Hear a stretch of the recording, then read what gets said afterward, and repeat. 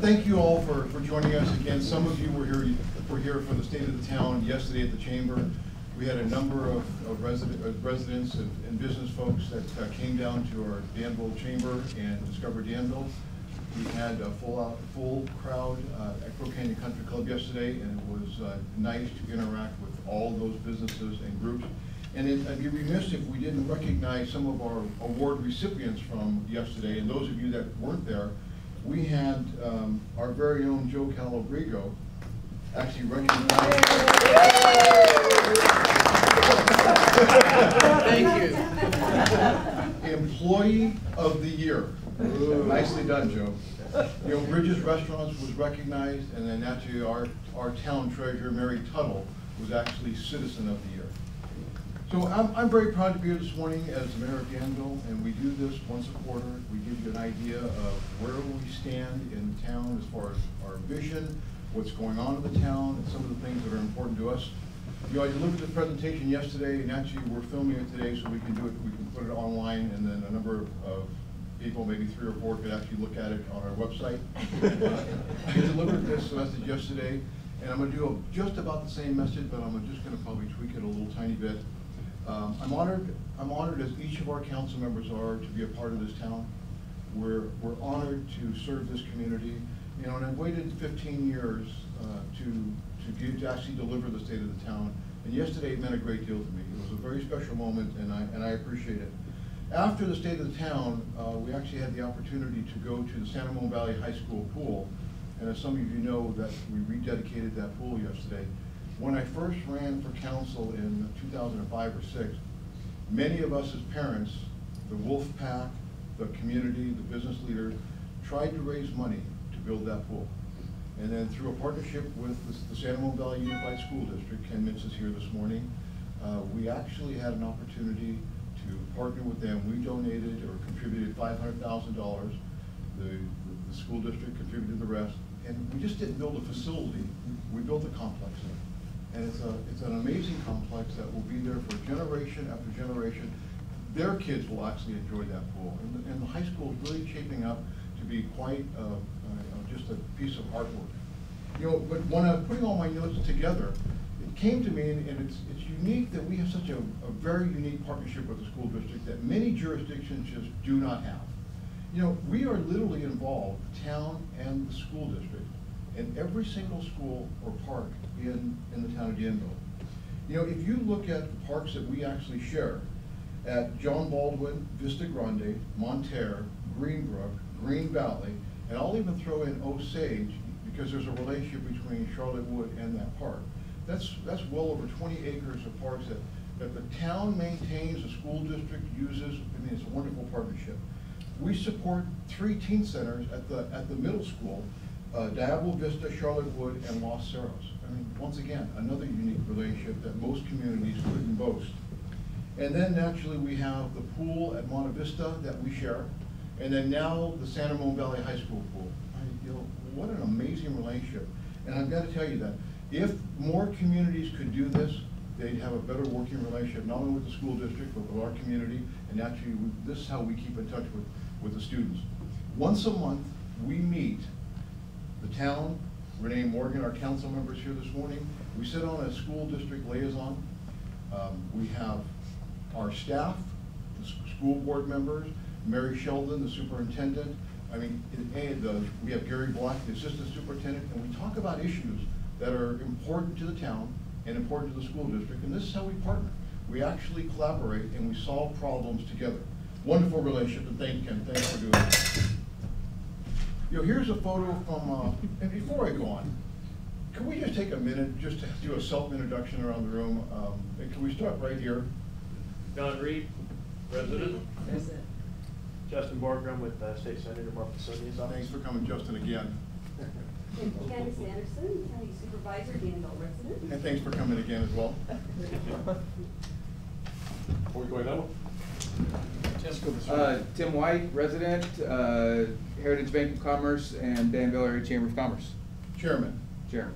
Thank you. Ken Mintz from the school board, as well as local representative for 18th. Matt Stamey, Director, San Ramon Valley Fire Protection District. Shelby McNamara, President, Danville Area Chamber of Commerce. Marcia Harmon, resident, Danville Area Chamber of Commerce, Discover Danville, mother of a student. And owner. And I'm a small business owner, Cottage Jewel. Thank you. Always forget. Lou Palmer, resident and real estate broker in town. Who had an opportunity to go to Bill Clarkson's breakfast with the mayor and chose this one. Thank you.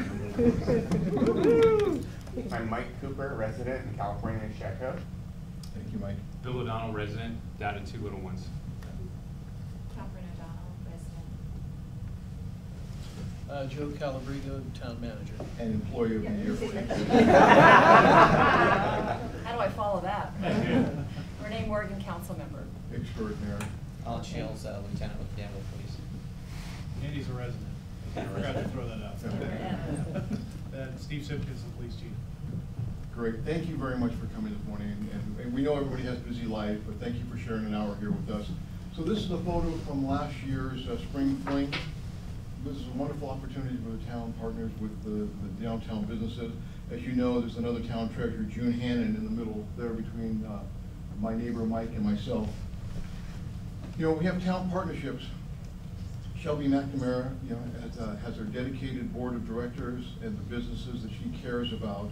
You know, a great deal in this town. There's probably nobody that cares about the downtown businesses more than Shelby McNamara.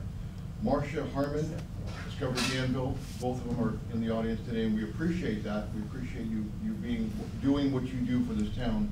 You know, and Lonnie Aurelius, and all those she represents in Discover Danville, is certainly an important relationship to the town of Danville. We are so fortunate to have that type of strong partnership with both the Danville Area Chamber of Commerce and Discover Danville. That strong partnership ensures, you know, our success as well as your success. Several events throughout the year are chamber or DDA organized events working in collaboration with the town's economic development, police, and maintenance services, and they include the Fine Arts Fair. And if I mention these street closures, these events that we have in town, they attract thousands of people to our community, and that's what we want. Small businesses like Marcia need people, need pedestrian traffic to walk past their store, walk in and make a purchase. The Spring Fling Fine Arts Fair in spring brings in thousands. The Fall Crafts Festival, the Heartland Antique Fair, the Art and Wine Stroll, Doggy Night. I never thought Doggy Night would take off. And not only did it take off, it attracts thousands of people. Spring Fling, the Spirit of Danville holiday shopping event, the lighting of the old oak tree, you know, that alone probably brings 5,000 to 8,000 people. I'd like to welcome June Hannon, as I just mentioned, our town treasurer, and Kim Holmes just walked in. Thank you, Kim, for coming.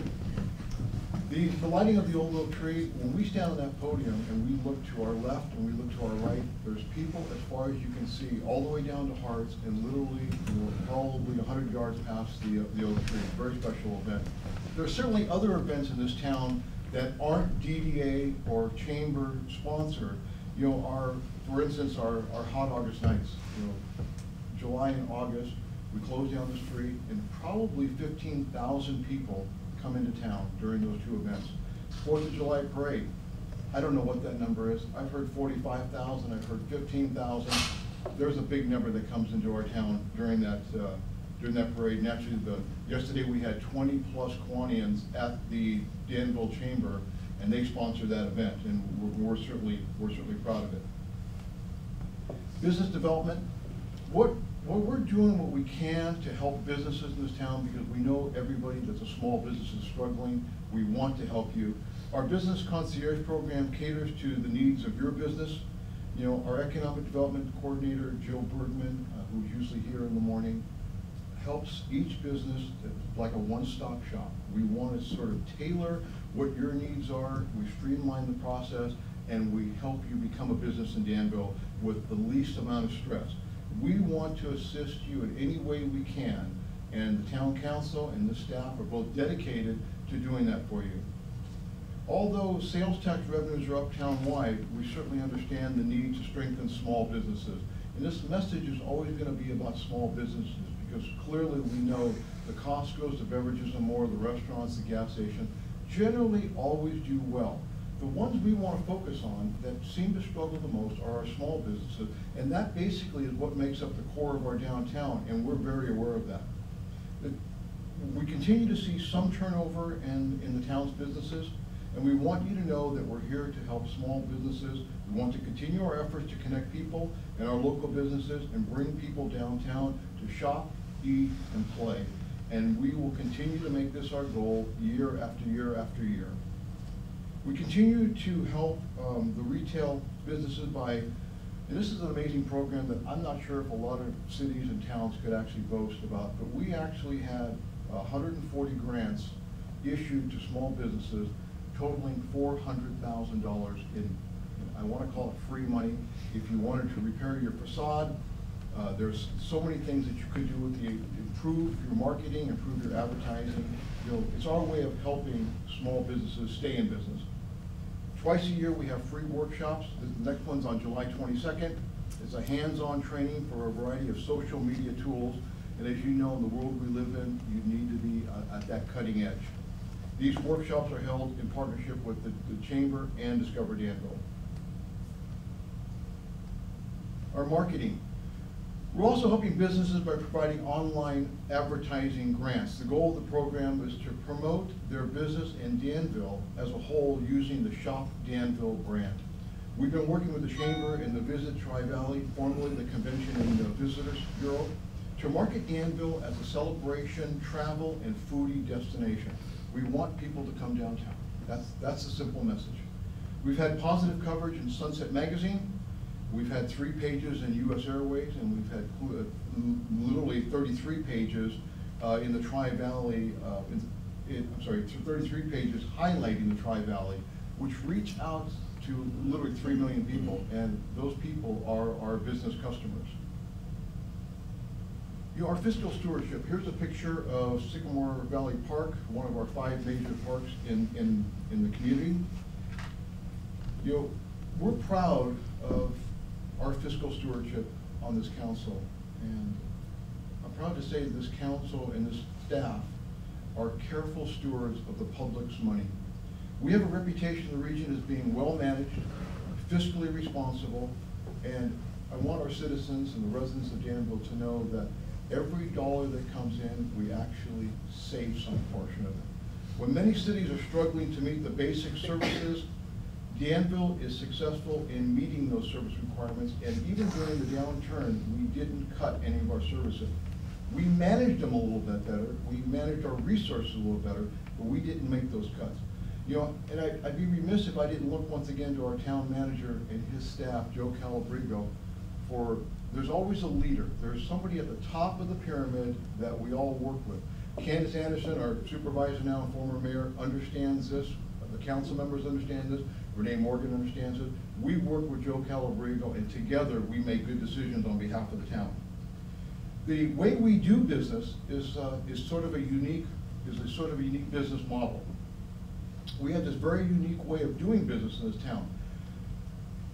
When money comes in, we actually put money in a savings account. Probably very similar to the way most people actually run their households. When we don't spend money, we don't have. We don't spend money unless it actually is saved. And then, for instance, when the Vets Hall that we're sitting in, $8.4 million project needs to be built, we go to our savings account and pull $8.4 million that we saved over a number of years to build this building in cash. We don't extend credit card debt. We don't leverage our assets. We have $11 million in reserves, and we have $90 million in cash that we manage monthly through Elizabeth Hudson's, our finance director. Part of our secret is we have a 10-year rolling forecast. So each May, and we spend the whole month of May, either 4 of the Tuesdays or 5, where we actually go through the budget page by page by page, line item by line item, and we make sure that we've dotted the I's and we've crossed the T's. We want to know what's going on next year. We want to know what's going on 2 years from now, 6 years from now, and 10 years from now. So we can adjust how we do business in this town. When other cities issue bonds or borrow money, we don't. We're putting money in our savings account. We still have street sweepers. Many jurisdictions, that's the very first service that goes. We keep those. 2/3 of our operating expenditures are in contracts or operating costs. It allows us to be flexible and maybe more easily expand our contract for service delivery when needed. It allows us to better manage our costs and our resources. And lastly, we are proud of this. You read a lot about it in the paper, unfunded liabilities. We don't have it. We're one of 3 cities in California, and there's 482 cities that can boast we have no unfunded liabilities. Because our employees have a defined contribution and not a defined benefit. Because we're one of 3 of 482 cities, we're proud of that fact. And once again, thanks to Joe Calabrigo and his stewardship. This is an interesting graph. This is the per capita operating expenses for the fiscal year in comparison to some of our neighbors. Now, we work very well with the Tri-Valley. There's 19 cities in the county. So naturally, we never want to say we're better than them because we're all in a working relationship and that's not the way you do good business. But I say to you that we are certainly at the low cost of the spectrum, and that number right there represents $612 per resident. We are certainly doing more with less. When $1 comes in, we try to get $1.07 out of it. We try to make that money go a little bit further, a little bit more bang for the buck. Fiscally sound. The town's finances continue to be very sound, and it's a strong message that we want to continue to send to this community. The good news is that our property tax valuations have rebounded. We're back to our 2008-9 levels, which is about $11.7 million or so. Our sales taxes have exceeded 2008 numbers, and they're about $3.7 million. The bad news is, like many jurisdictions, our money is just not growing. We're getting about the same amount of money in that we did in 2008, and we're trying to work in 2014 numbers. We've reacted to the economy, we've adjusted, and every day is a changing circumstance in our economy, and we're here to tell you that we are adjusting nicely. One of the reasons that we're able to do this is simple. We don't build our budget on our big numbers, on our good times. We build it on our conservative times. The years that are averages is sort of where we start the basis of our conversation. If we based our numbers on the big years, naturally when we don't have those big years, we're struggling to figure out how to backfill and look for money. That's not the way we do business in this town. We continue to focus on the areas of highest priority and the reasons why we moved to this community and the reasons why we incorporated over 30 years ago. The police department, we have Steve Simpkins and Lieutenant Shields here today. We're a safe community. We're actually number 6 in California as the safest community in California. We'll talk about a little bit more about that in a moment. Parks, we're a family-oriented park. We're a family-oriented community that enjoys our parks. Planning and public works, we are a smart, well-run community. The town is proud of the fact that we have 42% open space, and I don't know of many jurisdictions that could actually say that. 42%, we live on 12,000 acres. 42% of it is deed restricted, into perpetuity, open space. Naturally, we can't forget the reasons we moved here. 25 years ago, my son was 6 months old. I moved to Danville because of the schools, and that was the primary reason. Not knowing a lot about Danville, except I never thought I could actually live here, and we had an opportunity to move here, and we thought, God, if we could live in Danville and go to the school district, oh my God, this is a dream come true, and it has been. Then we fall in love with our neighbors, we fell in love with the downtown, we fell in love with the community, and before you know it, you're thinking about running for town council. Well, that's my story. Here's a look at Sycamore Valley on the east side of town. This is the views that many people have from their homes, and it's just absolutely spectacular, and what an amazing community that we live in. Police services, like every city in California, public safety is absolutely our top priority. Chief Simpkins promises, we're number 6, never seems to be good enough. He promises that he's looking at number 5 is where we'd like to be. Steve? 5 sounds good to me. Thank you, sir. Thank you. And I've told this story before, and I'll give you my abbreviated version. This man in an interview came in, we're replacing Chief Chris Winslow, who'd been with the town for 7 years, and we thought, what difficult shoes to fill. I mean, here's a guy that's been ingrained in our community that we trust, we worked with, and did an amazing job. We thought, how are we gonna do that? We had a number of candidates. Steve Simpkins was one of them. Candace Anderson and I were working together as a team, and one of the questions we asked Steve was, tell us a little bit about how you're going to approach good police work in Danville. And without any hesitation, he said, I'm gonna wake up every morning thinking of better ways to protect your citizens. And the minute I get to your town, I'm gonna put a force field around this community, I'm gonna keep the bad guys out. Wow, you got my vote. Thank you. You know, the message is simple. If you have the intentions of coming into Danville and doing our citizens or our businesses harm, we're gonna arrest you. That's the simple message we wanna send. And it's a strong message, and because of these two gentlemen right here and our police department, their administrative staff, we have about 31 officers. We have, you know, an amazing group of men and women who protect this community. By the way, just as a little footnote, the other two cities happen to be in the Bay Area that are the safest cities in California. Los Altos is one of them, and Saratoga is the other one. And by coincidence, both of our former town assistant managers both run those cities now. I mean, kudos to Joe Calabrigo on how he trains assistant managers to go off and run their own city and become safe cities on their own. Amazing. Nice job, Joe. You know, in other cities, you know, and here again, Danville is unique unto itself. And sometimes all we can do is make comparisons with other cities. We're not saying they're doing a worse job than we are. We're just saying, here's a comparison. Many cities and towns, their crime rate has gone up 30%. In Danville, our property crime rate has gone down 7%, and traffic collisions have gone down. If I had a chart that actually showed other jurisdictions, their crime rate, their line would go like this, and our line has gone like this. Why is that? Good police services, good town manager, solid, strong council that believes in law enforcement. It's a great way of doing business in our town. We spend only about 2/3 of what the average city spends on law enforcement because we have to. We have a much smaller budget than most other jurisdictions. And again, it's the biggest bang for the buck. How do we get $1.07 out of $1? I'd like to dispel some myths, and I get this question a lot.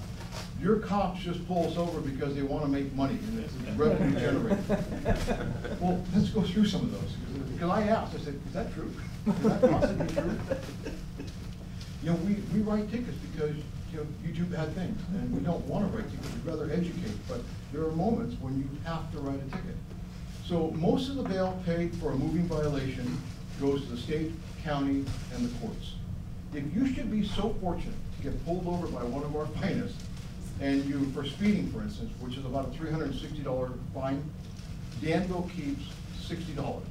That's not exactly revenue generating. 3% of the total police budget is that number, and it's not a big number. You know, it varies by violation, but hang your hat on this, it's 16–18% of the total ticket. And thank you for La Belange for bringing the coffee a little bit late, but thank you anyway. Nice. You guys help yourself for coffee. You know, please help yourself. So that'd be great. The fact that that our DUIs are down as well is a testament to our police department, because we'd rather educate you than arrest you. We'd rather have you come down and be responsible in town and enjoy our downtown, enjoy our businesses, enjoy our restaurants. But, you know, when you do foolish things, we want to make sure we're protecting our citizens as well. We don't want somebody to cause an accident while under the influence of alcohol. Maintenance. Once again, some things we take for granted in this town. We have a maintenance department of 25 people, and they're probably the best out there in our opinion, because look at the way our town looks. I drove down Camino Ramon, and I drove past the parking ride on Sycamore Valley. And here's our maintenance employees. They have a tape measure, and they drop the tape measure to the ground, and they're measuring the trees so all the trees are cut at the same height. Who does that? We do. The town of Danville does that. You know, they maintain over 100 square feet of buildings, from the Vets Hall to the teen centers and our 3 middle schools. They have parks. We have 30 sports fields at 5 community parks, 2 neighborhood parks, 4 mini parks, 5 school parks, and miles of trails. Now, we don't really touch the trails, but we certainly put the doggy bags out, and we certainly make sure the entrances to those trails are maintained. That's 200 acres of maintenance that this town completes. 60 acres are just roadside and medians. I mean, we have 25 people doing the work of 30. We have 145 miles of a roadway, which includes street lighting and traffic signs. We maintain all of those as well. We're doing our part in response to the drought. You know, we're not happy about this. That's the way a lot of our lawns are probably going to look here in the future. But it's a responsible thing to do. We need to cut our water usage by 10%. If we could get 15, that would be even better. You know, we've turned off all of our water features, and we now have a computerized central irrigation system. Back in the old days, when somebody would have to go turn off each one of our controllers because it just rained or rain was coming, we can do that by a computer now. So it certainly manages our resources better, and we can actually use those resources elsewhere. Our recreation, this is, we have some amazing programs in Danville, and if you had an opportunity to look at the activity guide, you'd know exactly what I'm talking about. The town continues to offer a robust recreation program for our residents, from the art gallery to the theater to food tastings at the senior center, which the senior center, by the way, is just down this hallway and around the corner. We have a lot of programs that we deal with in this town for preschoolers, the youth, the tweens, the teens, the adults, and naturally our robust, growing senior population. You know, and a lot of us, frankly, are somewhere between adults and robust, so that's where we are, and we appreciate some of those programs. This past fiscal year, we offered 2,000 programs, and 21,000 people participated. You know, we're a community. Naturally, we're on track to surpass those numbers this year because we want to. But we're a community where people feel comfortable coming here, enjoying our downtown, enjoying our businesses, enjoying our parks, and naturally enjoying all these programs that we offer. Clearly, there's something for everybody in that activity guide, and I invite you to take a look at it. Community development, you know, we're proud of the way we develop property in this, and there's a, you know, we're probably not going to please everybody, but I'll tell you, we don't make these decisions lightly. We spend months and months and years, and sometimes 3 and 4 years before we approve a project, because we want to make sure that it's compatible to the surroundings, its environment, the neighborhoods, and we want to make sure that we're making the right decision on behalf of 43,000 people in Danville. Part of our property at the end of Midland, we're going to build 20 homes on 109 acres. So that means that, in just round numbers, we're going to save into perpetuity, that deed restricted open space, 100 acres of property. We're only building on 10. And we've done this on a number of properties. That's why I can stand up here and say we have 42% open space. This is part of the reason. The only other project that has any significance is the one on Tyler Court, which will be 6 units, and we've got a lot of questions on this. It's on the corner of Diablo Road and El Cerro, and it's 6 units on, I can't remember the acreage there, but once again, our floor area ratios are moderate there. Continuing to improve our town, you're going to see changes downtown, and I always say this in jest, but I am going to be known as the mayor of construction in this town, and Mike Doyle, our vice mayor, who will probably be mayor next year, will cut probably 15 ribbons in town when the projects are complete, and we're happy about that. Somebody has to be that mayor when we, you know, to take the phone calls, to take the complaints, and I'm happy to do that. You know, we have a variety of projects coming up in town. One of them is our solar projects, and we're very proud of this. It's we have the town meeting hall, the maintenance service center, and Dabble Vista Park. By putting the solar panels in, we save the town and its residents $200,000+ a year, every year for 20 years. You know, whether you support sustainability, you believe in the concept, or not, you can't dispute the fact that it's financial gain for taxpayers, so it's a win-win. And, you know, those of you who want to know my position, I drive an electric car, I compost, I have solar in my house, so I certainly believe in the concept of sustainable energy. I always tell people that we built a new park in town, and the actual reality of it is there's a park in Danville South on Camino Ramon that was hidden by an 8-foot wall of ivy, and the town thought enough of that park to remove the wall and open up this absolutely gorgeous park to the Danville South residents and anybody who enjoys it. We drove by on a Saturday and there was a whole Cub Scout troop in the park. We drive by on another Sunday and we have people and families barbecuing there. You know, we never saw that before, and it was a great addition to that Danville South area, and we're proud of it. Naturally, we have the Canine Park at Half McGee Ranch. We just installed new grass there. The park's open, and as you can imagine, people are enjoying it.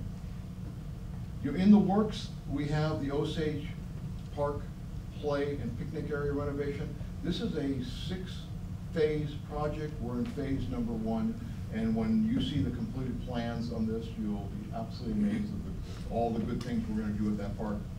We're looking at adding 4 additional bocce ball. That list of bocce ball folks is huge, and we need to accommodate them. And we think adding 4 more might cut the list in half. There's sound walls on Crow Canyon Country Club, and it's long overdue. The Crow Canyon Country Club sound walls will be going in, and this is going to happen probably, I'm going to say late spring, early summer. Naturally, we have the continuing widening of San Ramon Valley Boulevard, which is phase 2 is expected to begin this summer. Camino Ramon. Anybody who's driven down Camino Ramon will notice that we took down 2 miles of chain link fence, and the town has contributed through some SCC regional funding, $2 million. We have 2 miles of landscaping, and we contributed $500,000 to make that something very special. Wait till you see what we're going to do there. Streets and pavement. You know, sometimes we take our streets and the roadways for granted, but it takes a lot of upkeep and a lot of money. When, you know, folks in Moraga and Orinda and Lafayette would love to spend $200,000, Town of Danville is spending $3 million annually on pavement. You know, we're doing one neighborhood at a time. You know, in the comparison of the way I would frame this is, you change the oil in your car and you maintain your car because you don't want to change the engine. To do a complete dig out in the street, very, very expensive. When we do our slurry seals, it gives additional life to the street, and it puts us in a good ranking, which the state of California strongly suggests. Doing this one neighborhood at a time, we've had people call us and say, oh my God, you're resealing my streets, thank you. You know, every now and then it's nice to get a thank you like that. The downtown, naturally a lot's happening this year. We have this new wayfinding signs, many of them are up, you know, keep your eye out. We want to direct people to help drivers, pedestrians, cyclists navigate the downtown. They want to find key destinations, parking lots, library, vets hall. We want you to find your way downtown. We spent months looking at this. I know it seems like a simple sign. This council, this staff wanted to make sure, you get a chance to do this right one time. We spent months, field trips, mock-ups. You know, we cut cardboard bigger than this, smaller than this, to try to find just the right size. We're proud of the end result here. The North Hartz area, just up the street here, it doesn't look exactly the way we wanted Danville, the downtown, to look. And I'll tell you that this Hartz Avenue project was on my very first planning commission application 15 years ago. The question was something like, you know, what would you like to see accomplished in downtown that hasn't been accomplished? And I said, God, I'd like to see the north end of town remodeled. Well, we're here today. We're actually here. And, you know, Mike Doyle, Newell Arnerich have probably had this on their wish list for 20 years that they've been on the council. You know, Candace Anderson, Karen Stepper, Renee Morgan probably had it the whole time they were on the council. It's on our wish list, and it's actually going to take place, and it's about ready to happen. It begins at Pete's Brass Rail, continues to the high school, and sort of turns the corner on Railroad Avenue. We're going to develop a very unique character, very similar to our character downtown. New street lights, diagonal parking, street trees, and landscaping are all going to be a part of it, and we expect to begin this sometime in spring.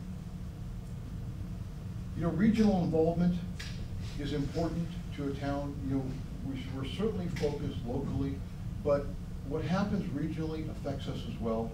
So the traffic on Highway 4, on Highway 24, on 680 affects Danville. So we want to make sure that we're working with our partners in the community, including the Santa Monica Valley Unified School District, the Santa Monica Valley Fire Protected District, East Bay Mud, Central Sand, and East Bay Parks. We meet, and just a footnote here, we meet every month to talk about school district and town issues, and we appreciate that relationship. A great deal influences our quality of life, and a lot of it comes from the outside. The transportation decisions that we're working with in the Tri-Valley are important to us. Our council works very hard, not only in Danville issues, but on regional issues, and our town council serves on many, many boards. So naturally, we meet twice a month as council, on the first Tuesday and the third Tuesday. The rest of the time, we sit on a number of boards, and let me just go through that list, because it's important that you know that the council members that you have voted in office represent this community in the most appropriate manner. And the way we have to do that is by sitting on these subcommittees, these committees, these commissions, and these boards to represent the town in that manner. I sit on the Mayor's Conference Board. Each mayor does that each year. We have school district liaison, as we mentioned. I sit personally on the County Connection Board. Karen Stepper and Newell Arnovitz sit on traffics. And they also sit on the Contra Costa Central Contra Costa Solid Waste Authority, We have Street Smarts with Newell Arnovitz and Renee Morgan. Our Tri-Valley Transportation Council is Newell Arnovitz. We all sit on the Tri-Valley Housing Opportunity and Tri-Valley Cities. The League of California Cities is Mike Doyle et al. Any council member can certainly attend. We are liaisons to our Planning Commission, our Heritage Resources Commission, our Arts Commission, and our Parks Commission. We want to be involved in all the decisions that get made in this town. We sit on the Santa Monica Valley Emergency Preparedness Council. It's Karen Stepper and myself. There is the Doherty Valley Oversight Committee, which is Stepper and Morgan. And IGATE is Arnovitz and myself. Southwest Area Transportation is Newell Arnovitz and Karen Stepper. These are only a part of the committees that we sit on. If you heard Candace's list of committees that she sits on, it'd be very similar to this. It's this list entirely, and she represents us in the town of Danville. And thank you for doing that, Candace. We went to Washington, and in Washington, if you ever think you're going to go to Washington and come back with a bag of money, don't go to Washington. What you go to Washington for is you make people understand what your needs are, and then over a very long period of time, they help get you to satisfying those requirements. We met, in this picture here, I'm on the left, we have Vice Mayor Don Biddle, we have Senator Barbara Boxer, Jerry Thorne, who's the mayor of Pleasanton, and John Marchand, who's the mayor of Livermore. We met with George Miller's office, Eric Swallow's office, we met with Boxer, Diane Feinstein's staff, Jerry McNerney, John Garamendi, and we're working on issues that are important here in the area. One day we had 8 meetings from 8:30 in the morning till 7:15 at night, and we had a couple days where we had 5 and 6 meetings each day, and then we had a conference for the National League represented by the United States. 1,500 mayor and council members attended this meeting in Washington, D.C. So we always go back there with the best intentions for the Tri-Valley. And in the Tri-Valley, we have transportation issues, we have issues that deal with PEG fees, and Iron Horse Trail. There's so many things on our list that we're looking to fund and complete, and that's why we do this. We want to communicate with the community. We want to communicate with each of you. We want to communicate with our business, our chambers, our Discover Danville. We have a number of ways of doing that. Or you could go on our website. We each carry our phones. You can call us. We actually answer our phones. We actually return our phone calls. We want to hear from you. We may not always give you the answer that you want, but we'll certainly answer your question or figure out how to answer your question. This is a really cool app. If you haven't put this app on your phone yet, This app is free, and if you have any problems, Nat Rojanasatera will help you, Jeff Gillette will help you. If this is an app that you can actually contact your council members, or if you find a problem in town, and you can actually take a picture of it, you can send that picture to our maintenance department. Attached to it will be GPS coordinates that tells the town maintenance staff exactly where that problem is. The town maintenance staff will actually come out, verify there's a problem, and fix it. How simple is that? You know, so we'd like to see you at least engage in that conversation with our town, and it's a nice way of doing it, especially for our 20 and 30-somethings, you know, our early 40s who are really technologically advanced. This is a nice way to communicate. Because they don't call us anymore, you know. My kids don't call me, I have to text them.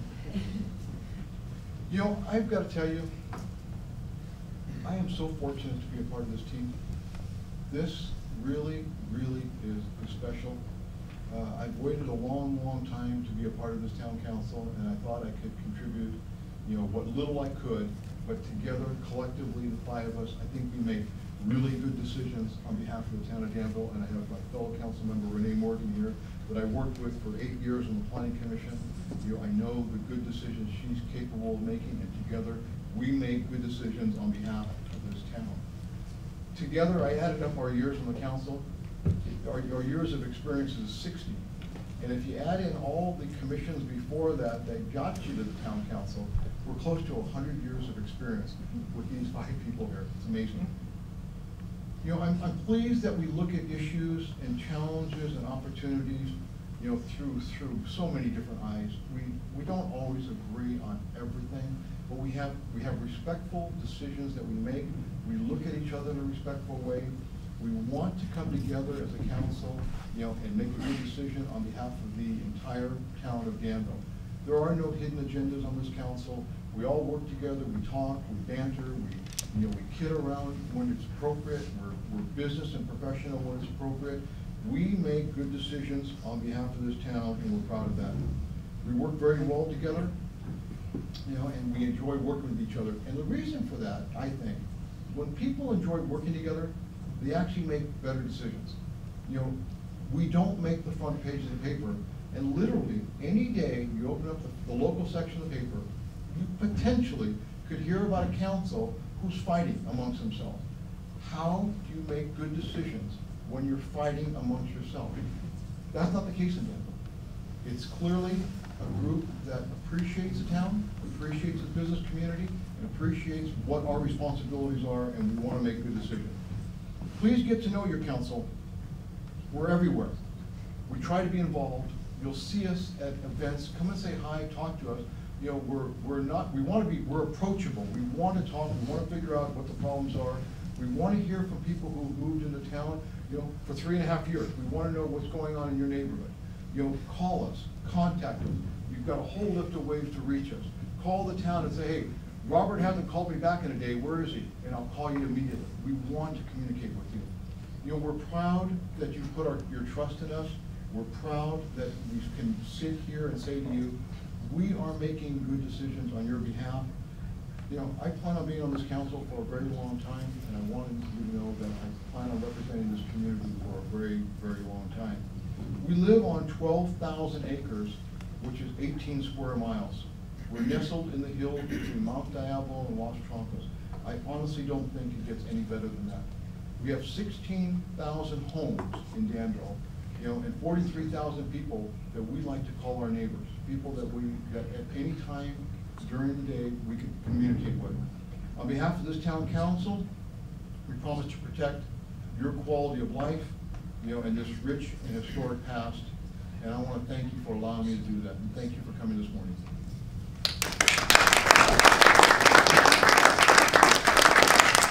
So we have about 10 minutes. I wanted to go around the room. We have partners in the room here. I know I have Matt Stamey from the Fire District Board. We have Ken Mintz from the school board. We have Justin, you know, representing our elected officials.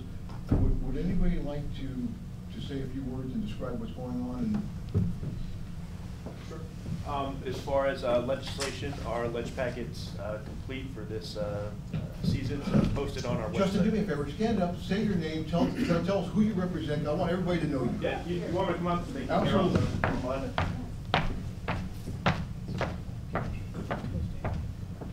Again, I'm Justin. I'm from State Senator Mark DeSaulnier's office. As far as legislation for this season, our ledge packet's complete, so you're welcome to view that online. I do have one quick announcement for an upcoming event that we're going to be hosting on April 12th. That'll be here at the Danville Area Chamber of Commerce from 10 a.m. to 1 p.m. That'll be the Senator's Mobile District office hours. That's a chance for constituents to come meet with the Senator one-on-one and discuss any issues that you'd like. There's no appointment needed for that. You're welcome to stop by anytime during those hours. And thank you again, Mayor, for hosting this morning. Thank you. Candace Anderson, would you like to say a few words? Would you like to come here before? I just need to come up here, yeah, because then I can see people. I would just like to talk about a couple of things. One, we have a new county librarian, and as most of you probably know, all of our libraries are coordinated through the county, and I had the privilege of meeting Jessica Hudson, who is the new librarian. She's kind of young, meaning she's younger than me by quite a few years. Coming from Nevada County, comes with tremendous enthusiasm, great skill set, embraces the technology path that the libraries have already been going forward with, and I think she's going to be a great addition to our county library system, and I absolutely know she and Sen Lavon at our library will work very, very well together. Other thing, those of you who are interested in how the county rolls out our emergency medical services and coordinates with our various fire districts, the study we had just came out this last Monday. It's available on the county's website. And finally, we, along with the town of Danville and many other cities, are working with PG&E to deal with the issue of PG&E coming in to remove trees. We very much support their efforts in pipeline safety, but we're very concerned about many of the trees that would need to be removed under the current program. And so we are working with PG&E to resolve those issues before any trees are removed. So just a few updates from my office. We'll hear from Steve Simpkins. Thank you, Steve. Good morning, everybody. I want to thank you again, Mayor, for your comments about the police department. We definitely appreciate the support. And we just released our annual report recently at the town council meeting, and I'd encourage you go on our website, onto the Town of Danville's website. If you click on the police page, there's a link to the complete annual report in all its glory, and you can look up some more of the detailed stats and statistics. The mayor gave the two important highlights, but there's a lot more information in there that when you have time, I'd appreciate you take a look at it, and if you have any feedback, let me know. And another thing I'd like to bring up for those of you in the business community here in town, on April 24th, we're going to have a retail theft safety seminar right here in this building. We're going to talk about stopping shoplifters and detecting counterfeit currency and other things like that. And working with our friends back there, Shelby and Marshall, we're going to put together an interesting evening. So from a business perspective, if you'd like to join us, that'd be great. Thank you. Great, thank you. Then Matt Stamey and Ken Mintz would like to say a few words. We always like to hear from our partners from the fire district and the school district. Don't play with matches. This must be the fire district guy. Well, Shelby pointed out that the fire department always comes behind the police department, so yeah, that old rivalry. Just kidding. Good morning. My name is Matt Stamey, and I serve you as on the board of directors of the San Ramon Valley Fire Protection District. A few interesting facts, if you're playing trivia, the district covers 155 square miles. A lot of people ask me about the Danville Fire Department or the San Ramon Fire Department. In reality, it's a special district that covers the city of San Ramon, the town of Danville, Alamo, in the east area, Tassajara area. So we have a large community that we serve. We have 10 fire stations, 9 of which are paid employees. We have one group that's volunteer folks out in the east. We have a new fire chief. Well, I guess it's a year now, so we've given him the honeymoon, and he's now the old guy that's been around for a while. And he's a very dynamic individual and has brought a lot to our department. And we're very pleased to have him. Your department is internationally accredited, so we go above and beyond to make sure that we meet and exceed the standards that you as a community expect. And other than that, if there's any questions, I'll kind of hang around after the meeting if there's anything you'd like to discuss personally. Thank you. And Ken Mintz, school board member. Thanks for coming, Ken.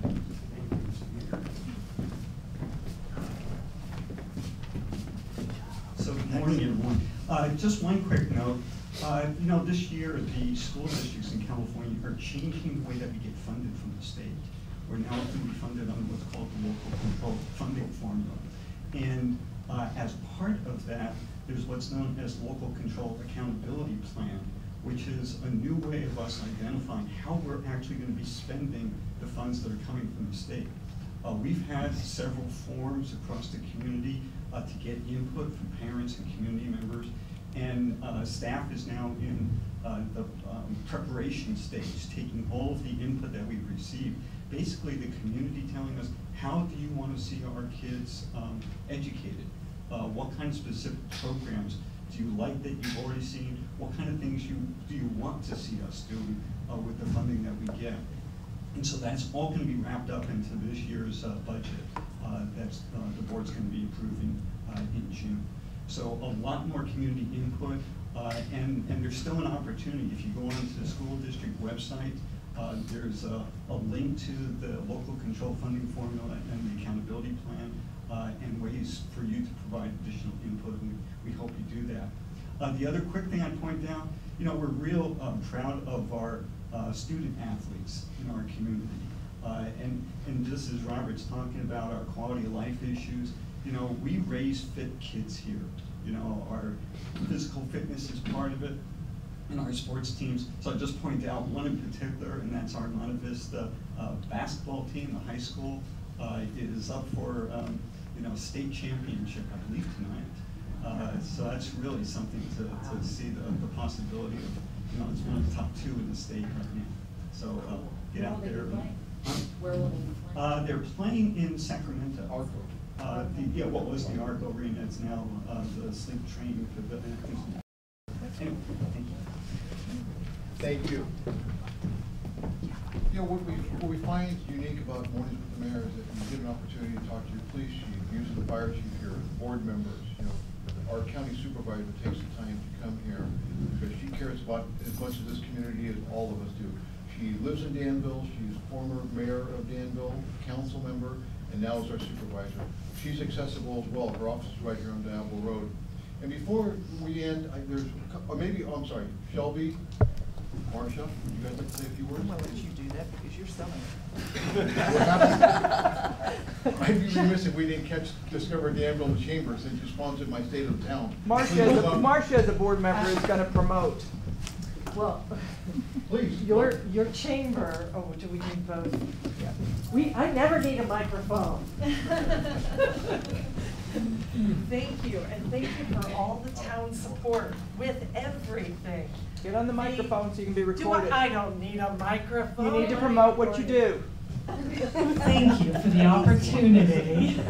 Your Danville Area Chamber of Commerce, which now really covers the entire Danville area, having absorbed about 100 Alamo businesses, representing over 700 small businesses. We are hosting on April 3rd, next week, on a Thursday, a business showcase and culinary event. We're really trying to reach out and engage our residents and get them to meet our local businesses. I don't like a microphone. Because people are coming out to events, but they're not necessarily engaging, and we really want them to know that shopping local means you're not sitting at home on the computer, you're actually walking on the streets, you're eating in our restaurants, and you're spending your precious few extra dollars in our local stores. So thank you for the Chamber for supporting this event. And then I put on everyone's table the town calendar of events. Notice on one side it has all our nonprofits, all the opportunity to come out and play and gather in Danville, and then all the main events that attract people from outside the community to showcase our businesses here. we are desperate to have one of these on every single refrigerator in Danville, and of everyone inviting people from outside the community to come and see what's here. And thank you for all supporting the events. I'm so proud to be a part of all the partnerships you've talked about today, Robert. Thank you. Thank you. You know, just to give you some idea of our commitment to the downtown business community, Newell Arnovich, our council member, former mayor, and myself will be in a dunk tank in July and August, and you're going to spend $5 for 3 balls. I don't think any of you are going to hit that little small target, but try. Come on, and give it a What shot. are the dates? Get your calendars out. Reference your calendar. Well, you know, one of the things that I'd like to mention before we go, and we're getting close to our hour here, we don't have a lot of information on this yet, but it's probably time to at least have the discussion in Canada sort of broach the subject. PG&E has come into our town, as well as all 482 towns. There's about a 6,000-mile project that they're proposing. And if we forget all the other jurisdictions, although we are partnering with them, we're sharing attorneys with them, they want to come into Danville at this point and take out, literally clear cut, 173 trees in downtown. All the trees in front of our town hall and our town offices. You know, wherever the pipeline is located, there is a easement of 10 feet on each side. So if that 20 feet, if there is a tree, it comes out. If there are branches, it gets cut. If there's bushes, they get removed. We don't have a lot of information yet. We have said to our police chief and the police department, if anybody comes into town with a chainsaw that does not have a permit, arrest them, period. We're just not going to let people come into this community and take out our trees. Now, this lapel pin, I don't know if you've noticed it, it has a big tree on it. That's there, we did that on purpose. We don't want to change that to the town bird. We don't want that at all. We want our trees, we want to protect them, and we want to work with PG&E. We believe in public safety. We want to abide by public safety, but we're just not going to let you come in, carte blanche, and take trees out. So Tuesday night, at our council meeting, PG&E has agreed to make a presentation. We have a lot of questions, and we want to keep this moving. They have agreed so far with the pressure that the whole entire community has put in from Concord, who are going to lose 700 trees. Walnut Creek is going to lose 700. City of Hayward is going to lose 1,000 trees. You know, it just gets to a point where these trees will start adding up. I mean, can you imagine not having trees in our downtown because there's a gas line underneath and there's concerns that the roots might disrupt that gas line? We need more information before we can move forward.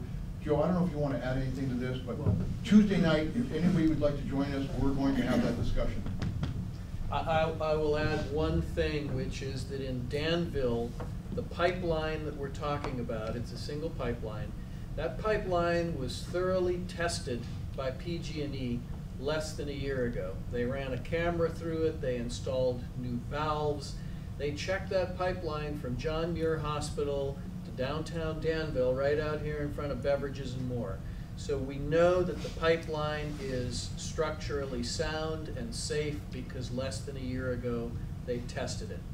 So apparently at the same time they put together a new policy that was internal to PG&E that said from here on out we don't want vegetation growing on top of pipelines. And so for example, the large oak tree that sits out there next to Wells Fargo Bank, if that pipeline runs within 5 or 10 feet of that oak tree, they want to remove that tree or they want to prune it and take half of the canopy off of it. So we're engaged in discussions with them, and Tuesday night will be a good opportunity to learn more about the project. Our council has a lot of questions, and anybody who lives, especially in the northern part of town, from Beverages and More, up Rose Street, Parrot Place, Lagonda Way, El Pintado, El Alamo, you should pay particularly close attention because there's a lot of trees in that part of town that are going to go if they do what they tell us they're going to do. So we've had an opportunity to meet with literally all the mayors from Concord through Walnut Creek into Lafayette, Orinda, Moraga, down into, even as far as Hayward. And we got together and we just sat around and said, look, here's what we need to do. We're pretty strong voiced on this. We're single voiced on this. And we want to make sure that we're working with PG&E. You have to work with us. You can't just come into the town and take. You have to work with us, have a dialogue, and at the end of the day, we both have to feel that we negotiated for the best interest of the town. So I'll conclude there. If you have any questions, I'll certainly stay around. If there's anybody like to add anything else, not, we are adjourned. Thank you.